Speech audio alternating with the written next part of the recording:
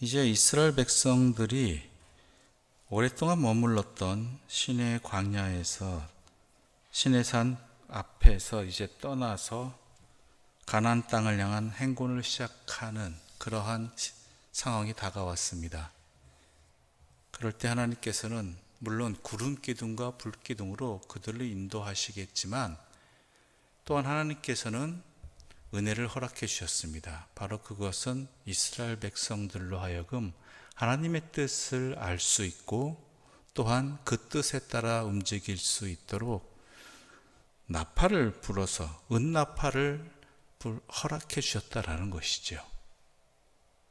왜냐하면 때로는 사람이 시각적으로 완전히 열려 있으면 제대로 보면은 구름 기둥이 움직이는지 안 움직이는지 어떻게 상황하는지 볼 수도 있겠지만 그렇지 못한 사람도 있다라는 것이죠. 기왕이면은 우리가 성경 읽을 때에도 눈으로도 보겠지만 입으로도 소리내어 읽을 때는요, 그 깨달음이 더욱 분명해지고 또한 그 기억됨이 더 선명하게 되어진다는 것은 아마 경험해 보신 분들이 많을 것입니다. 하나님께서는 시각적인 하나님의 뜻을 알리는 것뿐만 아니라 청각적으로도 하나님의 뜻을 알 수 있도록 은나팔을 허락해 주시고 또한 그 나팔 소리로 하나님 앞에서 어떻게 해야 되는지를 잘 분별하게 해주셨습니다. 그런데 여러분, 이스라엘 백성이 몇 명입니까? 남자 장정만 해도 60만입니다. 그렇죠? 대략적으로 온 광야에서 모여있는 이스라엘 백성만 따져도 200만 이상은 될 거란 말이죠. 그들에게 나팔 소리가 아무리 크다 해도 그 200만에게 제대로 들리겠느냐라는 의구심도 생깁니다. 기왕이면은 여러 나팔을 만들어서 한쪽에서 먼저 시작하면은 그 신호를 받아서 더 또 연결시켜 둔다든지 아니면 더 많은 나팔을 만들어서 매우 큰 소리로 200만이 다 들을 수 있을 만한 그런 나팔의 군대를 만들든지 이렇게 하면 좋으실 터인데 하나님께서는 오직 2개의 나팔만 허락하셨다라는 것이 우리에게 시사하는 바가 주는 의미가 있다라는 것이지요.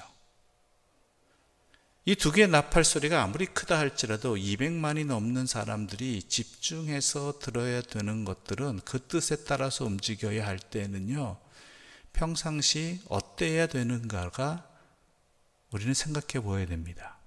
집중을 해야게 되죠. 뭔가 잘 들으려고 삶 가운데서 일상을 가는 가운데에도 구름기둥이 일어나는지 불기둥이 앉는지 움직이는지 살피는 것처럼 하나님의 나팔 소리가 들릴 때 그 소리를 잘 들을 수 있도록 집중해야 된다는 것입니다. 그뿐만이 아니죠. 아무리 집중한다 해도 또 어디에 정신 팔려 있으면 모를 때가 많기 마련입니다. 그럴 땐 어떻게 되겠죠? 먼저 들은 사람이 알려줘야 한다라는 것입니다. 먼저 들은 사람이. 들은 그 사람이 나팔 소리가 지금 들렸다라고 알려줄 수 있을 때에 또 같이 연결해서 그로 인해서 누군가에게 또 전화해지고 해서 제사장들이 부는 나팔 소리를 통해서 자기들이 어떻게 해야 될지가 알 수 있게 되고 움직일 수 있게 되는 것이죠. 바로 이런 의미가 있습니다. 우리는 세상 살아가면서 항상 주님의 말씀에 귀를 기울여야 합니다. 그런데 그 주님의 말씀이 하나님께서 허락하신 것은 오직 예수 그리스도를 통한 생명의 복음의 말씀뿐입니다. 때로는 그 모든 상황들 가운데 나에게 맞지 않는 상황들, 내 상황 속에 적합하지 않은 이야기들이 있을 수도 있고요. 또한 내 삶에 너무나 정신이 팔린 나머지 그 말씀들이 기억나지 아니하고 내 삶과는 상관없는 그러한 소리들이 될 때도 있습니다. 그러지 않을 수 있도록 우리는 주의 말씀에 항상 귀를 기울여야 되고요. 또한 깨달을 수 있도록 분명히 정신을 차려야 한다라는 것입니다. 그리고 마찬가지로 우리가 먼저 들은 사람들이 그 복음의 삶을, 복음을 전하는 것, 드러낼 수 있는 것, 알려주는 것, 누구에게? 듣지 못했던 이들에게. 그것이 또한 우리들이 해야 할 일이라는 것입니다. 그것이 여러 방법이 될 수 있겠죠. 우리의 목소리로, 우리의 삶으로, 또한 어떠한 것으로도 주님의 그 소리를, 복음을 전할 수 있을 때에 무엇을 어떻게 해야 될지가 분명하게 삶의 광야 같은 인생 속에서, 또한 헛된 것에 중심이 빼앗긴, 마음이 빼앗긴 이들이 돌이킬 수 있는 기회가 되는 것입니다. 그런 하나님의 뜻이 이 안에 담겨 있습니다. 그리고 또한 하나님께서는 그 백성들을 앞서 정하셨던 진영별로 움직이게 하셨죠. 먼저 유다 자손과 이사갈, 스불론 지파가 먼저 움직이게 하셨고, 또한 그 다음에 정해진 대로 움직이게 하셨다라는 것입니다. 그런데 그 가운데에는 각 지파들이 움직일 때, 특히 유다 자손의 진영의 군기가 움직일 때와 루벤 진영의 군기에 속한 자들이 함께 그 진영별로 출발하였을 때 같이 출발했던 것들이 무엇이냐면 성막을 매는 사람들과 또한 성물을 메고 행진하는 자들이 그 뒤를 이었다라는 것입니다. 그것은 그들의 삶 가운데 하나님이 함께 해 주신다라는 증거라는 것이죠. 하나님이 함께 해 주신다. 우리의 삶에도 마찬가지입니다. 하나님께서는 항상 우리와 변함없이 함께 해 주십니다. 인생의 왕약길을 갈 때 나와 나에게 함께 하시는 하나님으로 인해 우리는 힘을 얻을 수 있는 것이고요. 그 주님을 의지함으로 말미암아 올바른 길을 갈 수 있는 것입니다. 그런데 안타까운 일이 있습니다. 우리 12절 말씀 함께 읽어볼까요? 12절입니다. 함께 읽겠습니다. 이스라엘 자손이 시내 광야에서 출발하여 자기 길을 가더니 바란 광야에 구름이 머무니라. 시내 광야에서 1년 동안 있다가 이제 본격적으로 가나안을 향한 행군을 시작해서 시내 광야를 출발했던 구름은 바란 광야에 이르렀습니다. 즉 이 바란 광야는요, 이스라엘 백성의 최종 목적지인 가나안 땅에 가까이 다가왔다라는 것을 의미합니다. 즉 이제 무엇이 중요합니까? 더욱 하나님의 말씀에 잘 듣고 순종하는 것, 그 말씀에 따라서 움직이는 것, 살아가는 것, 이게 더욱 중요한 때군요. 이스라엘 백성들이 끝까지 순종하기만 한다면 약속의 가나안 땅으로 잘 들어갈 수 있었을 겁니다. 빨리. 근데 문제는 뭐예요? 안 그렇다라는 거 우리가 너무 잘 알고 있잖아요. 우리 인생도 마찬가지입니다. 우리 인생의 목적지가 하나님 앞이라는 것을 분명히 안다면 우리는 주의 말씀대로 살아가는 것을 힘써야 되고 그것을 놓치지 않아야 되는데, 우리 인생이 자꾸 헛된 길로 가고 방황하게 된다는 것은 우리가 하나님의 말씀을 어긋나기 때문입니다. 거긴 여러 가지 이유가 있겠죠.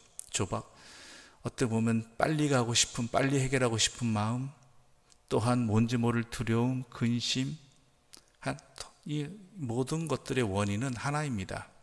여러 가지로 표현된다 할지라도 하나입니다.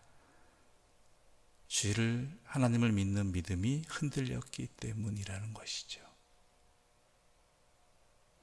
그러니까 이 12절 말씀 속에 담겨 있는 시내 광야에서 오랫동안 머물렀지만 결국 가장 빠른 길, 하나님께서 인도해 주시는 바란 광야로 나아가서 거기에 머무는 것, 또한 거기에 따라서 하나님이 말씀하신 대로 움직이는 것, 이것이 가나안 땅의 가장 빨리 들어갈 수 있는 길이었음에도 불구하고 자신들의 생각과 자신들의 판단과 자신들의 욕심에 따라서 헤매다가 결국은 출애굽한 1세대는 가나안 땅에 들어가지 못, 두 사람만 제외하고 또한 인생의 광야에서 40년 동안 헤매게 되는 일들이 벌어졌다라는 것이죠.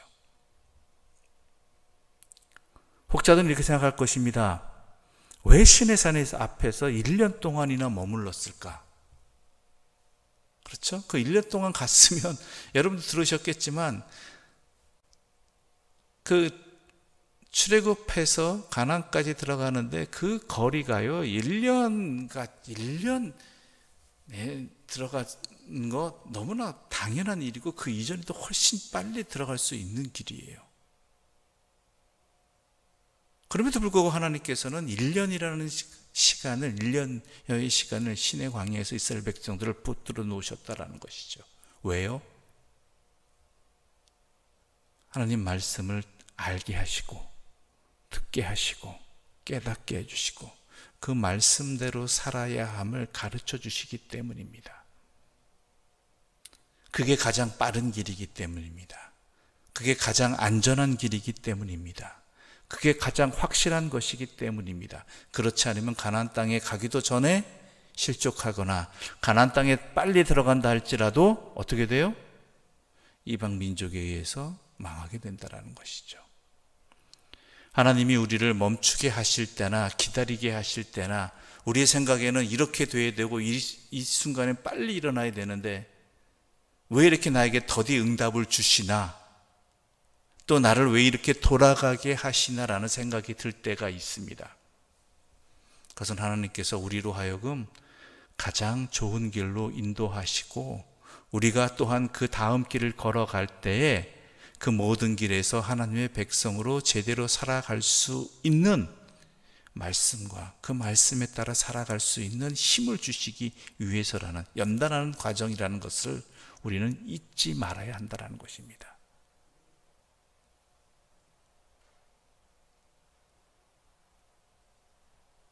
그게 중요한 겁니다. 주님의 길은 우리의 생각에 매우 더딘 것이라고 생각하지만 아무것도 안 하는 것 같이 여길 수 있겠지만 주님께 우리의 마음과 정성을 다해 집중하고 그의 말씀을 듣고 그의 말씀대로 살아가는 것은요 우리에게 가장 안전한 길이고 가장 빠른 길이고 가장 확실한 길입니다.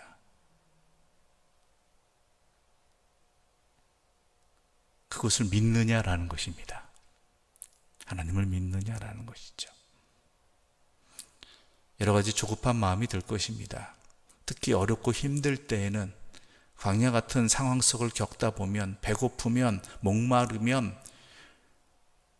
사방에 도움이 없는 상황이 되어지면 경제적인 궁핍이 생기면 여러 가지 힘들고 어려운 상황 속에서 어서 빨리 이 문제가 해결되어지기를 바라고 어서 빨리 모든 것들이 이루어지기를 바랄 때가 있을 것입니다. 그런데요, 그럴 때일수록 주님께서 나와 함께 하심을 놓치지 말아야 되고요. 그 말씀에 따라서 살아가기를 더욱 힘써야 한다는 것입니다. 왜냐하면 주님께서 우리를 연단하시는 과정이기 때문이고 우리를 보호하시는 상황이기 때문입니다. 그것을 믿는 믿음 안에서 주님과 함께 동행하는 주의 백성들 되시기를 간절히 소망합니다. 기도드리겠습니다. 하나님 아버지 감사합니다. 우리가 인생의 광야길에서 많은 두려움과 근심이 있습니다. 그리고 우리의 생각과 판단 속에서 이렇게 행해야 되고 저렇게 하면 더 빨리 갈 수 있다라는 그러한 생각도 계산도 될 때도 많이 있었습니다. 그러나 이를 이루시는 분은 우리 하나님이시고 또한 우리 하나님께서는 전지전능하신 분이라는 것을 기억하지 않았던 우리 어리석음을 용서하여 주시옵소서. 하나님은 우리를 그 누구보다 사랑하시는 분입니다. 자신의 아들까지 내어주시면서 우리와 함께 해주시는 하나님의 사랑을 기억하며, 또한 우리의 모든 것을 아시는 하나님께서 우리에게 가장 좋은 때에 가장 좋은 것을 주신다는 그 믿음을 놓치지 말게 하여 주시옵소서. 그리하여 오직 주의 말씀에 귀를 기울이며 주의 뜻을 따르기를 힘쓰는 주의 백성들 되게 해주시고, 그리하여 주께서 이끄시는 그 인생을 제대로 살아가는 기쁨과 만족을 얻게 하여 주시옵소서. 예수님의 이름으로 기도드립니다. 아멘. 하늘에 계신 우리 아버지의 이름을 거룩하게 하시며 아버지의 나라가 오게 하시며 아버지의 뜻이 하늘에서와 같이 땅에서도 이루어지게 하소서. 오늘 우리에게 일용할 양식을 주시고 우리가 우리에게 잘못한 사람을 용서하여 준 것 같이 우리 죄를 용서하여 주시고 우리를 시험에 빠지지 않게 하시고 악에서 구하소서. 나라와 권능과 영광이 영원히 아버지의 것입니다. 아멘.